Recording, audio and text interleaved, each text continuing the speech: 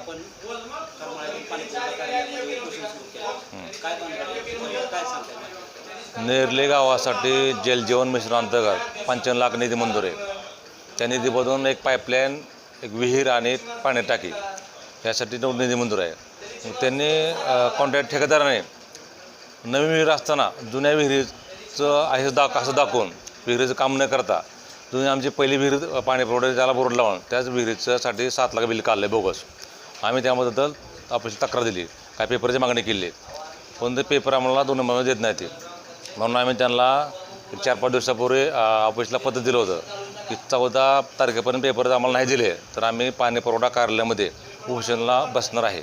त्यामुळे आज आम्ही उपोषणाला बसले आणि आम्हाला पेपर मिळेपर्यंत आम्ही इथून उठणार नाही. पेपर मिळेपर्यंत त्याच्यात नेमका तुमचा आरोप कोणावर आहे?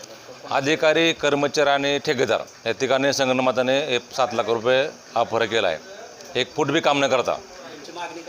आमची मागणी आहे ते पैसे ठेकेदारावर कारवाई केली पाहिजे, दोषी अधिकाऱ्यावर कारवाई केली पाहिजे, याला स्वतंत्र समिती येऊन कारवाई केली पाहिजे आणि पैसे वसूल केले पाहिजेत.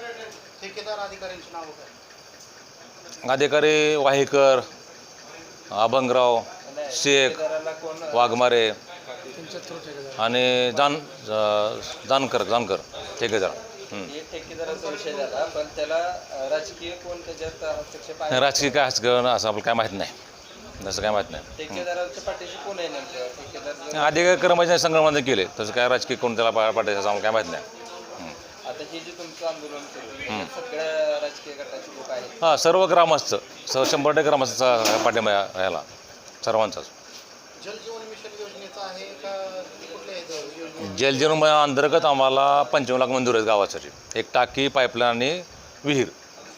मग आमच्या जुनी विहिरीचं त्याने काम न करता बिल काढलं विनाकारण, एक फूट बी काम न करता बिल काढले. आता तुम्ही ज्यावेळेस त्यांच्याकडे मागणी करताय तर त्याच्यावर उत्तर काय दिलं जातं? आम्ही इथं ऑफिसला आधी कर्मचारी नाही, आमचं काम चालू आहे, 2 दिवस थांबा, 3 दिवस थांबा. आता आम्ही जे पेपर मागणी केले त्या पेपरात त्याने सर्व पत्र माध्यम तयार केलं आम्हाला देण्यासाठी.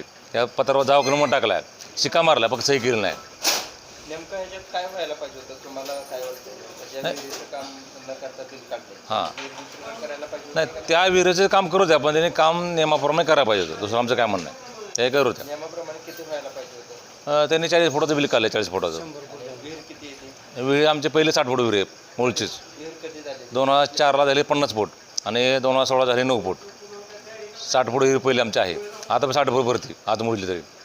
सरपंचांचं काय म्हणणं? काय नाही, सरपंच आम्ही सोबत आहे, सगळे आमच्या सोबत. सरपंच काय म्हणणं आहे, सगळे आमच्या सोबत आहेत. अधिकारी वर्गानं आता काय तुम्हाला उत्तर दिले? नाही, अजून काय उत्तर दिलं नाही. आम्ही सर्व पेपर मिळेपर्यंत उठणार नाही. पेपर देण्याविषयी काय सांगता? नाही, ते पेपर द्यायला नाही म्हणतात पेपर द्यायला. नाही म्हणतात. म्हणजे त्यांनी पाहणी केली आहे ना? त्यांनी पाहणी केली, 28 पारला त्यांनी पाहणी केली, पंचनामे केला, त्यांनी पेपर तयारी केलेत. पण ते कोणाच्या सह्या होते? अभंगराव, वाहेकर, पाटील, नाबार्डचे ठिकाणचे आहेत. चुकीची पाहणी केलेली असताना सुद्धा त्याच्यावर सह्या केली होती. नाही, चुकून नाही, पाणी योग्य केली नाही, त्यांनी पाणी बरोबर केली. तुमचं तर पाणी पुरवठा म्हणजे त्यात अपहार झाले असं तुम्ही म्हणता. हो, सही ते चुकीच्या पाणीवरच केली असं म्हणतात. नाही, त्यांनी पंचनामा केला, त्या पंचनाम्यामध्ये विहीर 60 फूट भरली, 64 फूट विहीर भरली. आमची जुनी विहीर आहे 59 फूट. आम्ही काय पुन्हा 5 फूट पुन्हा उंची वाढली विहिरीची, आत गाळ जाऊन येऊन अशी 64 विहीर आमची विहीर आता भरती. आमच्या वेळेच वगैरे. तुम्ही जे आंदोलन केलंय हां, एकदम ऑफिसच्या आतमध्ये केलेलं हो. कुठलंही आंदोलन हे बाहेर असतं. पण आता पाऊस चालू 354 गुन्हा दाखल होऊ शकतो. शासकीय कामात हस्तक्षेप असं पाऊस चालू असल्यामुळे सध्या बाहेर बसायला जागा नसल्यामुळे आम्ही अर्ज देताना अर्ज दिल्या कार्यालयात बसून करणार म्हणून. मला परवानगी दिली? परवानगी दिली आम्हाला परवानगी दिली पोलीस स्टेशन. आम्हाला काल पत्र दिले पोलीस स्टेशन. आतमध्ये हो, दिले पत्र आम्हाला.